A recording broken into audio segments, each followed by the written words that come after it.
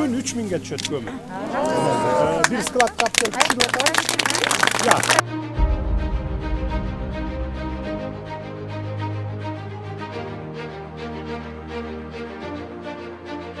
Давайте өткөрүп бергиле. Акчасын канча 4-5 миллион сом керек экенин 4-5 миллион сом чечип бергиле деп атам. Бияк.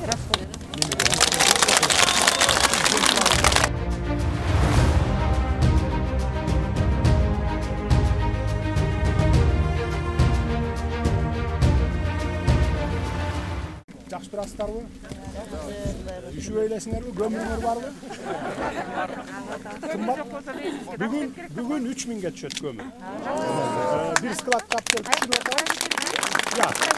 Кара нечен Бишкек менен складдын адресин билбейм, анан соцсеттерге тиги телевидениеге чыгат 3000'ден өкмөт организовать этип атабыз дагы, түшүрөбүз 3000. Бул бай 6000'ден сатып аткандар баягы ташып келип сатып аткан камазистер болуп атпайбы. Түшүргүлө десек түшүрбөй койду. Анан өзүбүз колго алып 3000'ге түшүрүп иштайлы деп атабыз. Сатса алар да 3000'ден сатат, болбосо региондорго ташып сатышсын да ошондо. Эмнеге чогулуп отурганыбызды билесиңер, а? Кызыл китеп керекпи?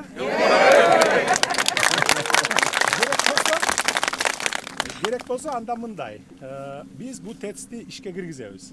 Мына жакын арада иш башталат, жаңы ТЭЦ курулат, газ менен иштеп чыга турган, электр энергия иштеп чыга турган ТЭЦ болот. Жакында баштайбыз. Буюрса 500 мегаваттык. Буюрса эмки жылдын аягына чейин, болбосо аркы жылдын ортосуна чейин ишке кирип калат. Анан бул жерде кичине шум болот. Шум болгондон анан бул жакын турган үй бүлөлөр анан кийин претензия койбосоңор болду. Анан бүгүн кызыл китеп алып туруп, анан эмдиги жыл анан кайра митингге чыгабыз, анан токтоттулар дебесиңер болду. Биз ТЭЦ бизге керек. Бүгүн мына дефицит электр энергия, суубуз жок. 10 жылдан бери бир ТЭЦ курулбаптыр. Анын баарын көрүп атасыңар, билип атасыңар мынакей. Бүгүн импорт кылып атабыз электр энергияны. Анан ошон үчүн биз ТЭЦтерди салабыз, Кара Балтага салабыз, мини гэстерди салып атабыз. Азыр 10 чакты мини гэстерди өзүбүздүн күчүбүз жеткен.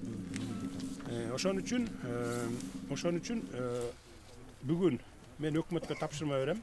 Ушул жуманын аягына чейин токтому чыгат. Андан кийин аркы жумада энергетиктер калган документтерин жасап туруп, анан кызыл китебиңерди бере баштайт.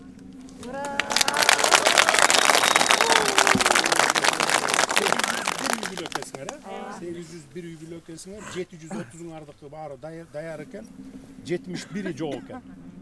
Чет өлкөгө чыгып кеткендер экен дейт 71. Алар да келип документтерин тактап алсын. Мындан ары жер басып алуу деген болбойт. Ким жер басып алса, сразу алып барып камайбыз, эчтекесине карабайбыз. Эми бардыгы мыйзамдуу түрдө болуш керек. Мына ошол жер басып албасын деп биз ГИКтин саясатын такыр өзгөрттүк. Мына ГИК эмелерди бере баштады, квартираларда. Кудай буюрса эмки жылы келаткан жылы дагы 5,5 миллиард сом бөлүп беребиз аларга. Чтобы квартира алам дегендерге, үй жокторго сразу эле квартира 10 жыл, 15 жыл, 25 жылга чейин берип тургудай кылып атабыз. Ошондо анан басып алуу болбойт да. Бүт областтын центрларында үйлөрдү беребиз, квартираларды алып беребиз. Мынакей деп туруп мисалы. Райондун центрларынан алып берсек дагы болот. Ошондой саясатты жүргүзүп атабыз. Чтобы баягы элдер жер басып албагандай болсун деп атабыз. Ошон үчүн эсиңиздерде болсун. Жер басып алып аткандарды катуу жазалайбыз. Ошону губернатор дагы, мэрлер да, акимдер да көзөмөлгө аласыңар. Мындан кийин андай болбосун. Мыйзамсыз иштер болбосун. Siz gelip bizden masalebizdi çeçip atkanыңызга чын жүрөктөн жалпы элдин атынан ыраазычылык билдиребиз. Буга чейин биз 16 жылда мурунку 4-5 президентке дагы айрылганбыз. Бирөөнөн дагы түңгүлүктүү жооп болгон жок. Анан мына сиз бир жолу келдиңиз, энергетика министрлигине тапшырма бердиңиз. Доскул Жумагулович менен аябай байланышып, бизге ушул министрге дагы чоң ыраазычылык билдирип кетем, жалпы элдин атынан. Мына жаныңызда турат министр. Көп жардам беришти, сиздин бирөө сөзүңүздү эч ким эки кылган жок. Бардык жагынан баары жакшы болду. Бардык ошо бизге чуркаган тиешелүү кызматтардын баарына чоң рахмат. Сизге Алла ыраазы болсун мына.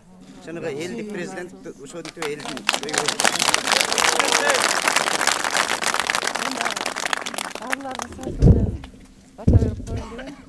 Siz bargan жердин баарына аксакалдар, агылечек апалар дайыма жакшы сөздөрүн, жакшы каалоо тилектерин айтып атышат. Ошолордун баары кабыл болсун. Мен дагы ошол аталардай, апалардай болгонго жакшы каалоо тилектеримди айтып, сиз бир жылдан бери иштегенден бери Кыргызстанга көп жакшы алгылыктуу иштер жасап жатсыздар. Ага эл көбү, эл ыраазы. Жаштардын келечек, мундардын келечекке болгон үмүтү барган сайын артууда. Ушул темпиңизден жазбаңыз деп тилейбиз. Анан сиз каяка четке барсаңыз дагы, каякта жүрсөңүз бүт ийгиликтер коштоп келип атат. Ага биз аябай абдан ыраазыбыз. Анан жана жол тоскондор, каралагандардын баары бар эски уурлар, талап тонуучулар ошолор өздөрүнүн жеп аткан талканынан ажырап калган ичи күйүп эле арандай ушактардын баарын таратып атат. Аны эл түшүнүп эле турат, билип эле турат. Эми келе жаткан шайлообуз дагы тынч жакшы өтүп кетет деп ишенебиз. Анан эми мындан аркы ишиңизге да ийгилик. Ушу сизди жигитти тарбиялап элге даярдап берген ата-энеңизге таасим. Ушундай жигиттер бизде көп болсун. Эл үчүн кызмат кылам деп чуркаган жигиттер, жаштар көп чыксын. Сиз ошолордун көбүнө үлгү болосуз деп ишенем. Анан эми үй бүлөңүзгө, бала караңызга ден соолук, тынччылык, өзүңүзгө ийгилик. Дайыма каякта жүрсөңүз дагы Алла Таалам колдоп, жар болуп, жакшылыктардын эле үстүндө жүрө бериңиз. Эл сизге аябай ишенет. Биздин мамлекетти алдыңкы мамлекеттин катарына кошот деп ишенебиз. Көп элдин баары ушуну каалайт.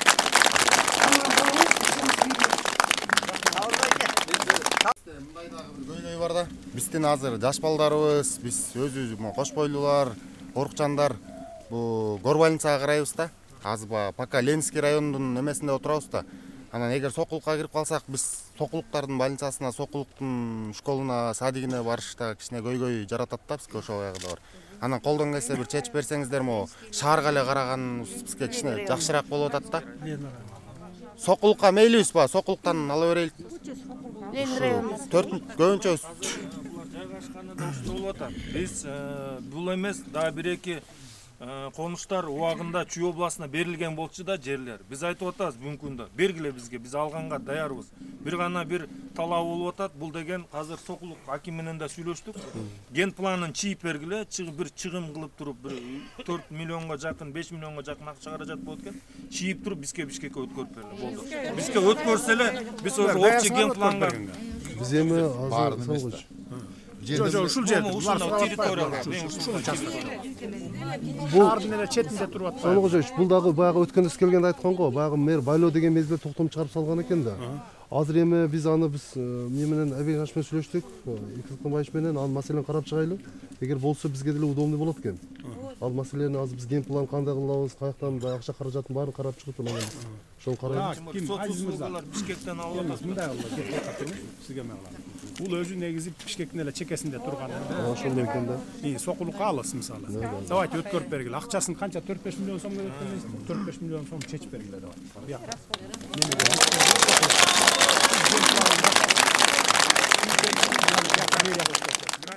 Мына эми 12 жылдан бери чече албай келаткан экенсиңер. 16 жылдан бери мынакей. Мындай мурдакы бийликтердин чалып кеткен боткосу бул силердин эле участок эмес. Бүтүндөй республика боюнча.